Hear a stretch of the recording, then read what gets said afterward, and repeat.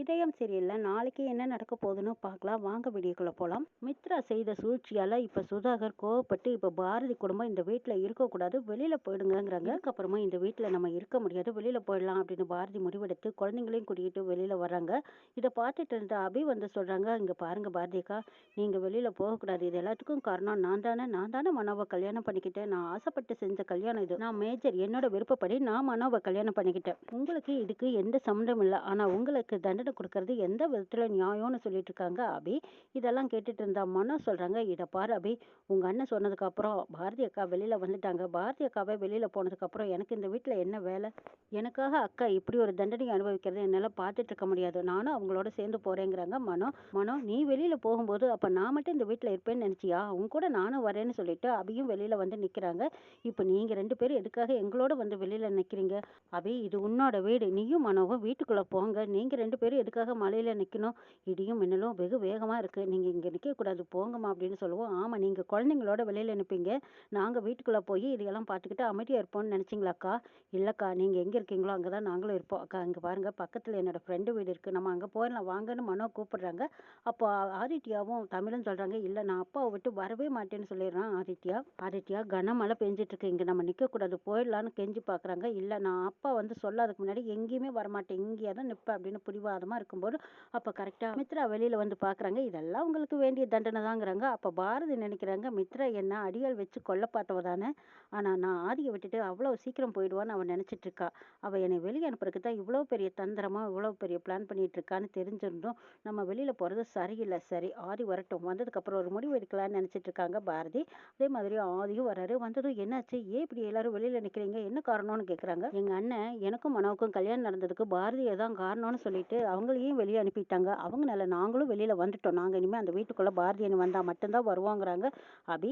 இதை கேட்டு ஆதி சொல்றாங்க, இதை பாருங்க, இவருக்கு என்னதான் பிரச்சனை, இப்ப நான் கூப்பிடுற உள்ள வாங்கங்கிறாங்க. பாரதி, இல்ல பரவாயில்ல பரவாயில்ல, நாங்க எங்கேயும் நிக்கிறோங்கிறாங்க.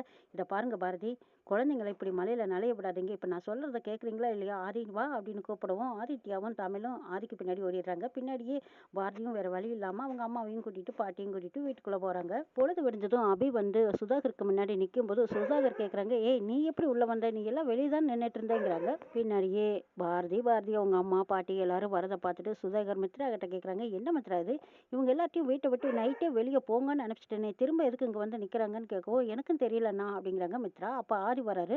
என்ன பிரச்சனை உங்களுக்கு, அவங்களை எதுக்காக வெளியில அனுப்புனீங்க, அவ்வளவு மழை பெஞ்சிட்டு இருக்குது, குழந்தைங்களையும் சேர்த்து பாரதி எல்லாம் வெளியே அனுப்புறது எந்த விதத்துல நியாயங்கிறாங்க.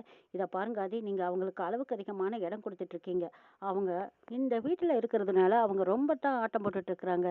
அபியை, என் தங்கச்சியை எனக்கு எதிராகவே திருப்பி விட்டுட்டாங்க. மனோ ஒரு பெரும்பைய, அவங்கிட்ட என்ன சொத்து இருக்கு, எதுவுமே இல்லாத இவனை போய் என் தங்கச்சி கல்யாணம் பண்ணிக்கிட்டாலே நினைக்கும் போது என் மனசு எவ்வளவு வருத்தப்படுது தெரியுமா?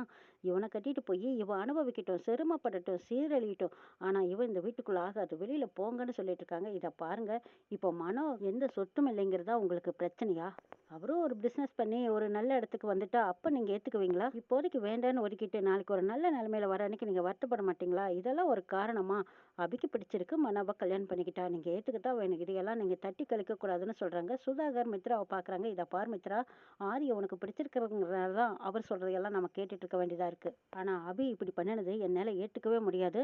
இதுக்கப்புறமும் ஆதி இந்த விஷயத்துல தலையிட்டாருன்னா அப்புறம் எனக்கு கோவம் தான் வரும் அப்படின்னு சொல்லிட்டு போறாங்க சுதாகர். மித்ரா முடிஞ்ச வரைக்கும் ஆதி கிட்ட போய் பேசி பாக்குறாங்க. இதை பாருங்க ஆதி, அண்ணன் கோவப்படுற மாதிரி அண்ணனுக்கு எதிராக எதுவும் செய்யாதீங்கன்னு சொல்லிடுறாங்க. ஓ அப்படியா, சரி நான் அது மாதிரி எதுவும் செய்ய மாட்டேன் அப்படின்னு சொல்லிட்டு ஆதி அடுத்த நாள் காலையில யார்கிட்டயும் சொல்லாமே ஆபீஸ் கிளம்பிடுறாங்க.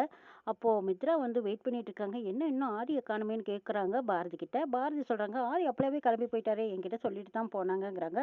அப்படியா, எப்பவுமே நானும் ஆதியும் தானே போவோம், என்ன இன்னைக்கு என்னை விட்டுட்டு போயிருக்காரு, என்ன அர்ஜென்டான ஏதாவது வேலையாங்கிறாங்க. தெரியல மேடம், ஆனா என்கிட்ட சொல்லிட்டு தான் போனாங்கன்னு பாரதி சொல்றாங்க. இதை கேட்டு அப்படியே வெறுப்பா இருக்காங்க மித்ரா.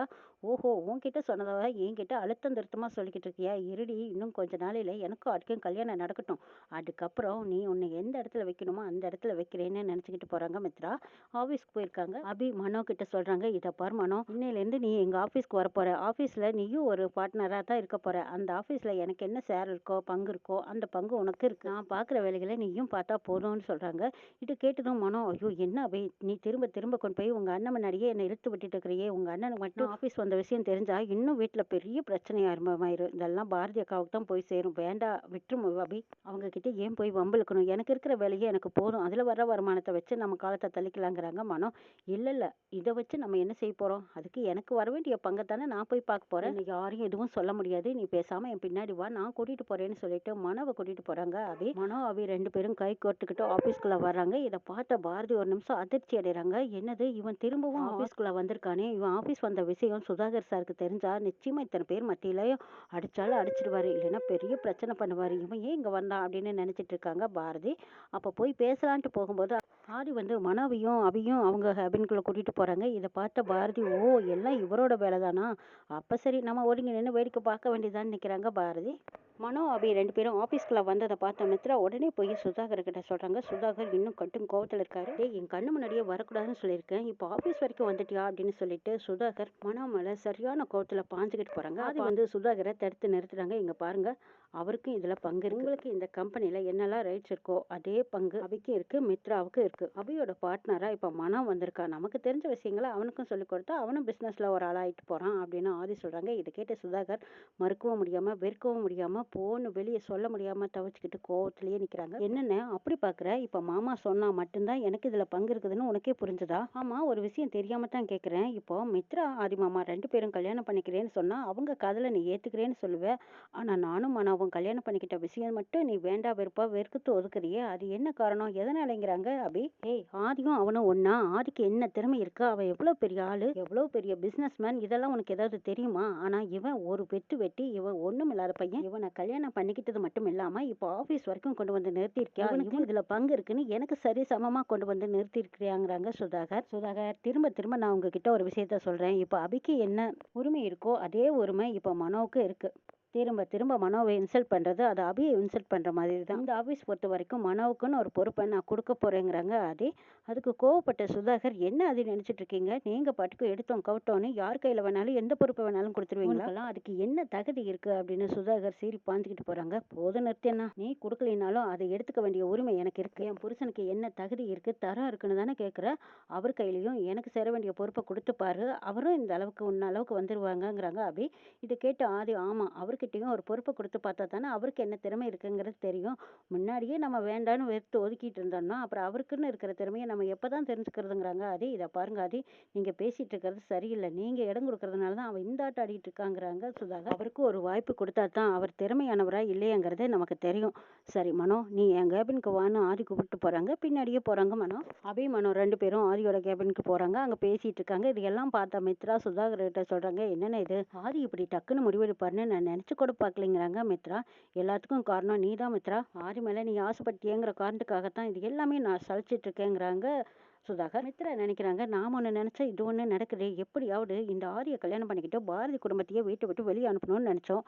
ஆனா இப்ப பார்த்தா மனோ அபி 2 பேரும் கல்யாணம் பண்ணிக்கிட்டு வீட்டுலயும் உரிமையோடு கூட்டிட்டு வந்து இந்த பாரதி குடும்பத்தையே வச்சிருக்காங்க. பத்தாததுக்கு ஆபீஸ் வரைக்கும் வந்துட்டாங்க. இப்போ ஆதியும் சரி அபியும் சரி பாரதி குடும்பத்துக்கு ரொம்ப இம்பார்ட்டன்ட் கொடுக்குறாங்க. அவங்கள மீறி நம்மளால எதுவுமே செய்ய முடியாது போல இருக்கு. பாரதியும் வெளியில துரத்த முடியாம போச்சு. இப்போ மனோவும் இந்த கம்பெனிக்கே ஒரு பார்ட்னரா வந்து உட்காந்துருவான் போல இருக்குது. என்ன செய்யலாம் அப்படின்னு யோசிச்சுட்டு இருக்காங்க மித்ரா. இங்க ஆதி மனோ கிட்ட சொல்றாங்க, இதை பார் மனோ, பாரதியோட குடும்பம் என்னோட குடும்பமா தான் நான் நினைக்கிறேன். ஆனா நீங்க எல்லாரும் ஒன்னா ஒத்துமையா சந்தோஷமா எப்பவும் என் கூடயே இருக்கணும்னு நான் ஆசைப்படுறேன்.